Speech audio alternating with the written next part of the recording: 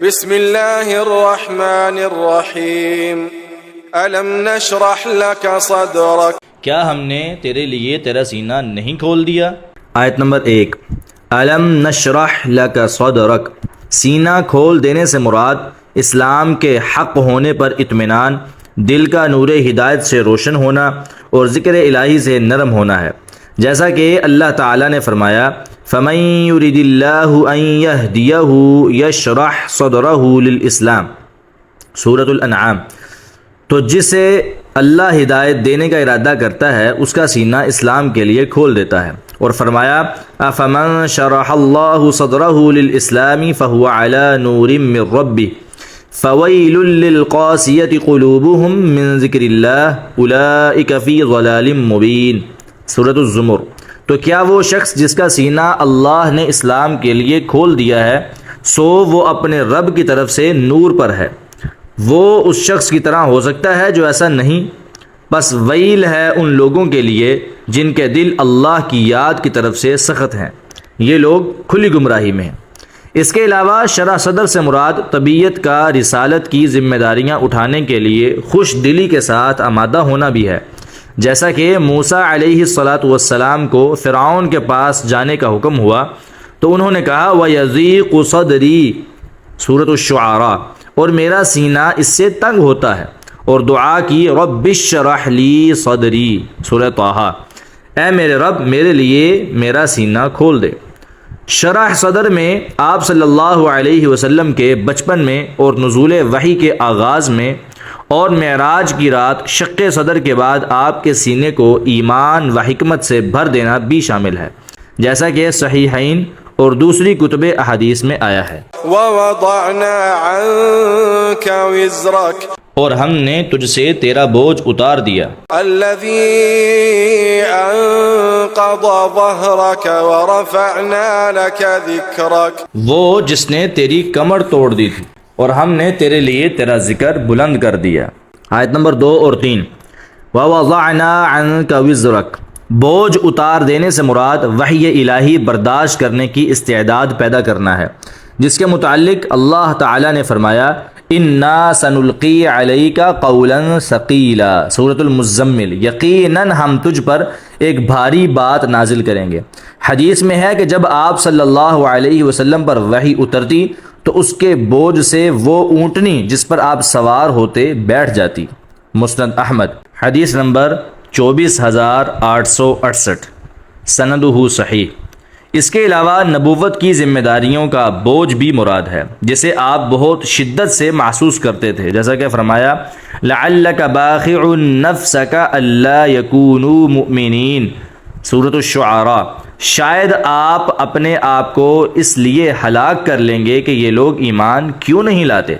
اللہ تعالیٰ نے یہ کہہ کر یہ بوجھ بھی اتار دیا، لیس علیک ھداھم ولکن اللہ یہدی من یشاء سورۃ البقرہ، تیرے ذمے انہیں ہدایت دینا نہیں اور لیکن اللہ ہدایت دیتا ہے جسے چاہتا ہے۔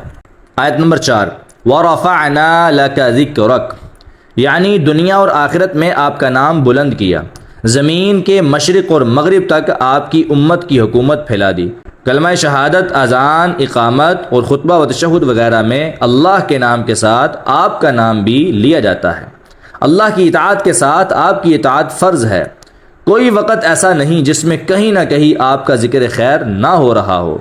قیامت کو اولاد آدم کی سیادت، کوثر، لواء الحمد، مقام محمود اور شفاعت کبریٰ کے ساتھ آپ کا ذکر بلند ہوگا۔ نمبر 2، یہاں 3 نعمتوں کا ذکر ہے، شرح صدر، وضع وزر اور رفع ذکر، تینوں کو بیان کرتے ہوئے لکا یا عن کا فرمایا۔ اس میں آپ صلی اللہ علیہ وسلم کی عزت افزائی کا اظہار ہو رہا ہے کہ یہ سب کچھ آپ کی خاطر کیا گیا ہے۔ فَإِنَّ مَعَ الْعُسْرِ يُسْرًا، پس بے شک ہر مشکل کے ساتھ ایک آسانی ہے۔ إِنَّ مَعَ الْعُسْرِ يُسْرًا، بے شک اسی مشکل کے ساتھ ایک اور آسانی ہے۔ آیت نمبر 5 اور 6، فَإِنَّ مَعَ الْعُسْرِ يُسْرًا، اس میں آپ صلی اللہ علیہ وسلم اور آپ کے ساتھیوں کے لیے بشارت ہے کہ مشکلات کے دن تھوڑے ہیں، ہر مشکل کے بعد بلکہ اس کے ساتھ ہی آسانی شروع ہو جاتی ہے۔ ان مع العسر یسرا کا یہی مطلب ہے۔ دوسری بشارت یہ ہے کہ ایک ایک مشکل کے ساتھ دو آسانیاں ہیں۔ ابن کثیر نے ابن ابی حاتم کے حوالے سے ان کی سند کے ساتھ حسن بصری رحمہ اللہ کا قول نقل کیا ہے۔ انہوں نے فرمایا کانوا یقولون لا یغلب عسر واحد یسرین اثنین، وہ صحابہ کہا کرتے تھے کہ ایک مشکل دو آسانیوں پر غالب نہیں آ سکتی۔ ابن کثیر کے محقق حکمت بن بشیر نے اس کی سند کو حسن کہا ہے۔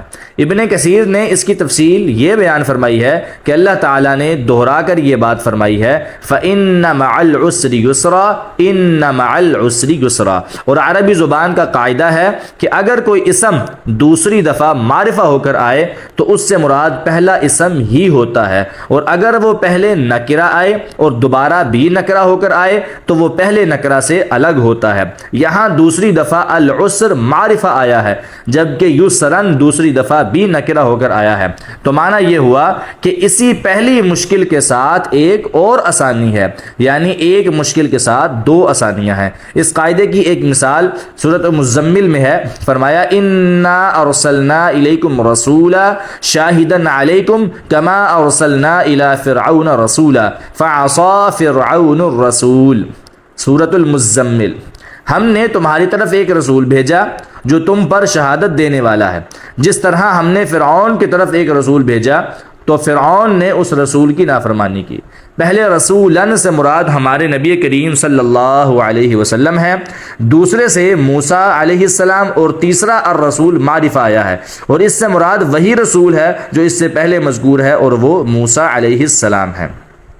نمبر 2، یاد رہے کہ نکرہ کو دوبارہ نکرہ کی صورت میں لانے کا یہ قاعدہ اکثر مفسرین نے بیان کیا ہے، مگر یہ قاعدہ کلیہ نہیں ہے، بلکہ مشہور نحوی ابن ہشام نے مغنی اللبیب میں اسے خطا قرار دیا ہے، کیونکہ کئی دفعہ ایسا نہیں ہوتا۔ اس لیے ابن عاشور نے التحریر والتنویر میں اور زمخشری نے کشاف میں حسن بصری اور قتادہ کی اقوال اور بعض مرسل روایات میں آنے والی بات کہ لن یغلب عسر یسرین، ایک مشکل دو آسانیوں پر ہرگز غالب نہیں آئے گی، اس کے متعلق فرمایا کہ آیت سے یہ بات اس کے تکرار کی وجہ سے نکلتی ہے، اس قاعدے کی وجہ سے نہیں۔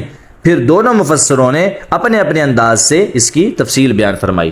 فَإِذَا فَرَغْتَ فَانصَبْ، تو جب تو فارغ ہو جائے تو محنت کر، وَإِلَىٰ رَبِّكَ فَارْغَب، اور اپنے رب ہی کی طرف پس رغبت کر۔